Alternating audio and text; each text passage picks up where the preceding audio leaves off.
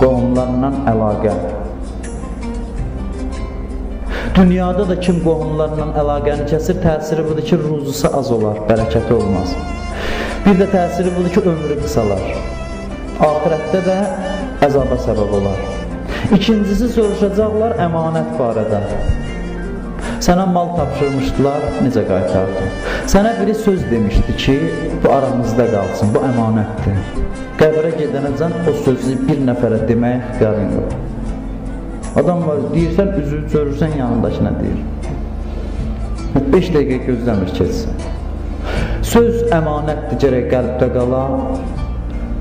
Mala xəyanət eləməkdən də pisdir, sirri açmaq.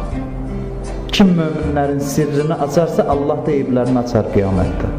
Onu soruşacaqlar. Sonra nə soruşacaqlar? Namaz barədə. Hesablayacaqlar, hətta buluğa çatdığın gündən ölən gününə qədər. Bütün qəzaların hamısı gərək qılmaq. Əgər varsa qəza, yoxdursa lap yaxşı. Xoş o adamın alına ki, hətta buluğa çatandan namaz qılır. Yox, elə dörsə hər günün öz hesabı var, soruşacaqlar. Əvvəl qılmısan ya yox, qılmamısan ki, heç də işin rahatdır, mənfi mənadır. Yəni da bəllidir sənin məsələn. Amma yox, qılmısansa, onda baxarlar keyfiyyətinə. Sübh namazını məsələn gün orta qılmısan. Adam var ki, sübh namazının vacib vaxtı zühürdən qabaqdan. Biri deyildi ki, mən səhər hərdən sübhə dururam, sübh vaxtı heç yatmıram. Heç namazı qılmıram. Elə saxlayıram. Göz görə-görə gün çıxır, qılmıram. Mən də soruşdum ki, niyə görə? Dedi ki, nəsə ürəyimə yatmır. Öyrəşmişəm ki, orta qılmağa çox elə, o vaxt ürəyimə yatmır sübh namazı. Belə namazın keyfiyyəti, namazın necə qılınması, vaxtında, huzur qəlblə, diqqətlə qılınması, kim namazını vaxtında qılarsa, həm dünyası abad olar, həm ahirəti. İstəyirsizsə Allah yolunda addım atasız, birinci bundan başlayın ki, bütün namazları azan vaxtında qılın. 40 gün gedin buna əməl eləyin, görün təsirini görürsünüz ya yox. Sübh namazı azan vaxtı, zöhr və axşam namazı. Hamısını düz azan verilən vaxtda işinizi tərk eləyin, qılın. Küçədə də olsa qılın, əgər bacarsınız. Çox faydası var insan üçün. İnsan özünü islah eləmək istəyirsə, bunu eləməmiş mümkündür. İnsanın özünü düzəltməsi. Namazların fəzilətli vaxtda qılınması.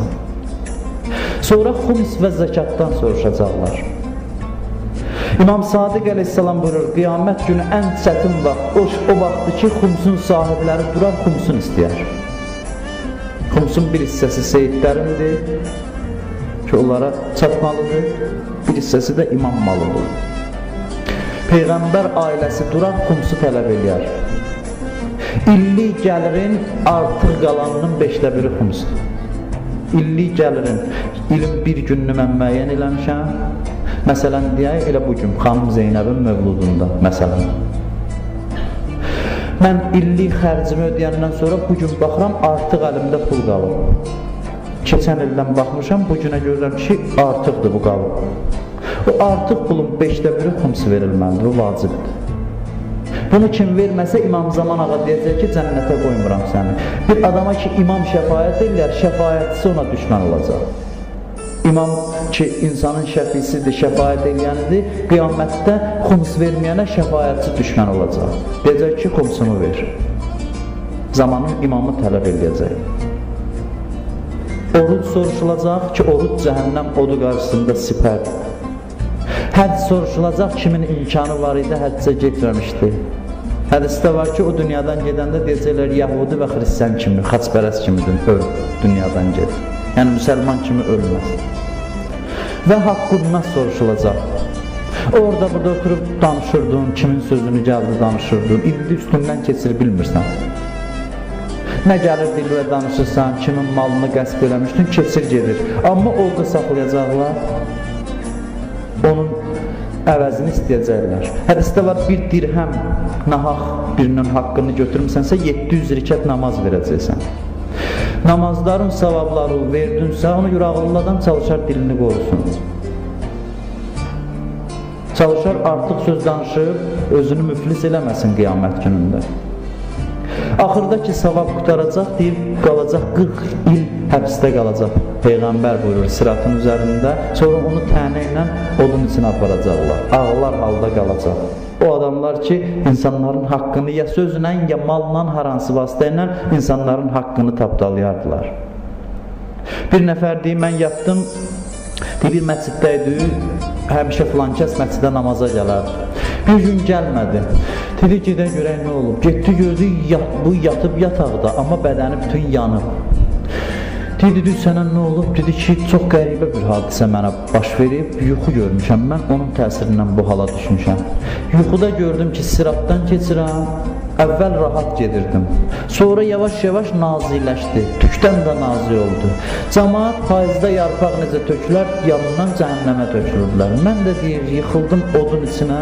Yıxılanda birdən yadıma düşdü ki, həmişə çətin məqamda dünyada Əli əleyhissalamı çağırardım. Deyir, ixtiyarsız dedim, ya əmir-əl-müminin, bunu deyəndə gördüm ki, Əli əleyhissalam sıratın üzərində görsəmdir. Əlini uzatdı, dedim, ağa, yandım, məni çıxart buradan. Əlim haramdansa tutdu qolumdan, çıxartdı məni, ayıldım, gördüm bədənim yanıb, ancaq onun əl tutduğu hissədən başqa. Ora sağ-salamatdır. Qiyamət günü Əli əleyhissalamın vilayəti insanın köməyinə çatacaq, əməlindən bir yerdə olsa.